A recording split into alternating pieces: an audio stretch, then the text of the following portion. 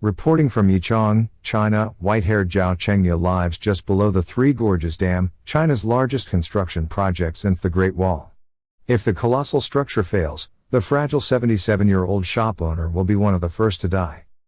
But that's never going to happen, he says. This dam will be here for eternity, Zhao boasts.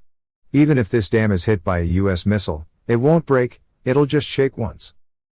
For the record, Three Gorges Dam, an article in Monday's Section A about China's massive Three Gorges Dam suggested that the 1989 book Yangtze criticized, among other things, shoddy construction in the dam. The dam project did not enter construction until 1993. Like Zhao, most Chinese herald their government's monumental enterprise to defy the mighty Yangtze River, choke off its devastating annual floodwaters and harness its raw power to provide cleaner energy. Such a mammoth engineering feat, they say, only serves to underscore mankind's supremacy over nature. Critics consider the dam in less lofty terms, as Beijing's boondoggle. With an official price tag of $25 billion, and some estimates claiming 3 times that much, the costliest hydropower project in history demonstrates China's sheer arrogance in trying to tame nature's whims, they say, never mind the 3,000 tons of garbage that have been flowing every day into the reservoir recently. A year after the dam went into full operation, cracks are already showing in the public image of the project. This year's torrential rains, the nation's worst in a decade, have severely tested the project's capacity to control the surging Yangtze, the world's third longest river. Last month, when floodwaters poured into the dam's 400-mile-long reservoir at 565,000 cubic feet per second, a government official acknowledged that the dam's flood control capacity is not unlimited and hinted that more severe flooding could even risk the structure's collapse. That's a far cry from the highfalutin claims of just a few years ago. In 2003, officials boasted that the dam could withstand the worst flood in 10,000 years. In 2007, the estimate was reduced to 1,000 years. In 2008, it was dropped yet again, this time to just 100 years. Many engineering experts are worried about this year. The flooding is greater than anyone expected, said John Byrne, director of the University of Delaware's Center for Energy and Environmental Policy. The problems that many people predicted appear to be showing themselves. Newspapers here report that the reservoir's rising water level has increased the likelihood of such hazards as landslides and earthquakes.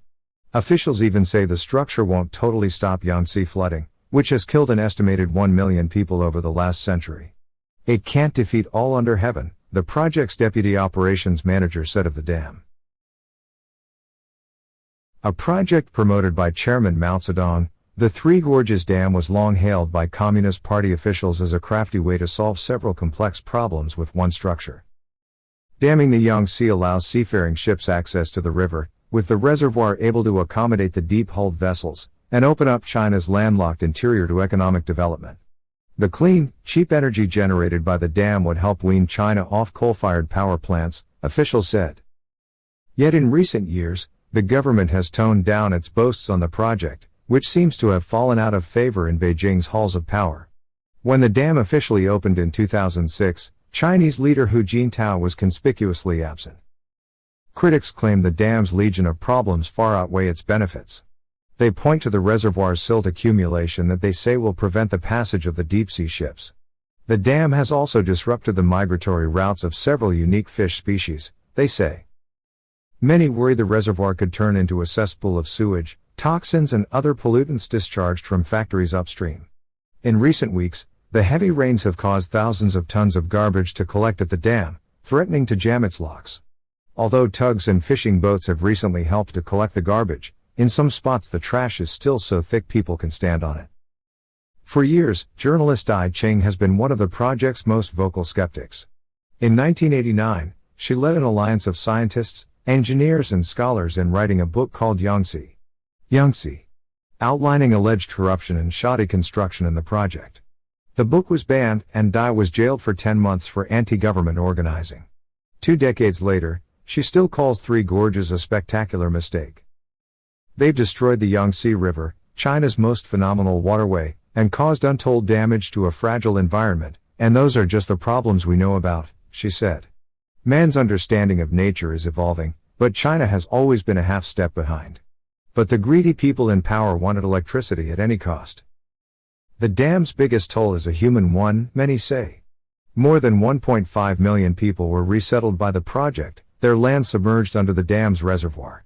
Also lost were 1,300 important archaeological sites, many dating back 4,000 years. Still, many residents in central Hubei province support the project. In Yichang, a city of 4 million, the airport and university are named after the Three Gorges Dam. A huge billboard proclaims, "We're China's city of hydropower and tourism." Each year, hundreds of thousands of tourists scurry along the dam. From an engineering point of view, it's pretty impressive what they've done, said Australian Dirk Butcher. But even our guide admitted that the environmental impacts of this dam won't be known for years down the road. Nearby, guide Li Wan said she ignores all the negativity over the project. "I'm impressed by its sheer power," she said of the dam. "When they open the ducts to let out the water, it really is a thing of beauty. There's so much water, it creates its own rainbow." Yet there's one place the tour buses can't visit, the community of Zigi. The town, the one-time home of Chinese poet Chu Yuan, used to be about 45 miles upstream. Years ago, officials relocated residents to a site near the dam before submerging their hometown under millions of tons of reservoir water. A cigarette tucked behind his ear, restaurant owner Xiang Huajin says he misses his boyhood haunts. "There are lots of memories of the simpler life we had there," he said. "But there's no use talking about it, it's all underwater now." Good or bad, experts say, China must live with its dam. This was an extremely ambitious project, said William Mitch, an environmental and natural resources professor at Ohio State University. But it's a lesson we see time and again: you can't tame nature. You can build your Titanics, but sometimes they sink. The elderly Zhao Chengyu is content living in the dam's shadow, bragging about his son's work as an engineer on the project. "Mao Zedong never saw this dam in his lifetime," he said. "But I think he'd be proud of what we've done." John.Gliona@latimes.com. Tommy Yang and the Times Beijing Bureau contributed to this report. John M. Gliona is a former national reporter for the Los Angeles Times, based in Las Vegas. He covered a large swath of the American West, writing about everything from people to politics. He has also served as the sole bureau chief on the newspaper's foreign desk, where he covered the 2011 Japanese earthquake and tsunami and the subsequent death of North Korean strongman Kim Jong-il. He has also written extensively about California. He teaches a journalism course at the University of Nevada, Las Vegas. Gliona left the Times in 2015.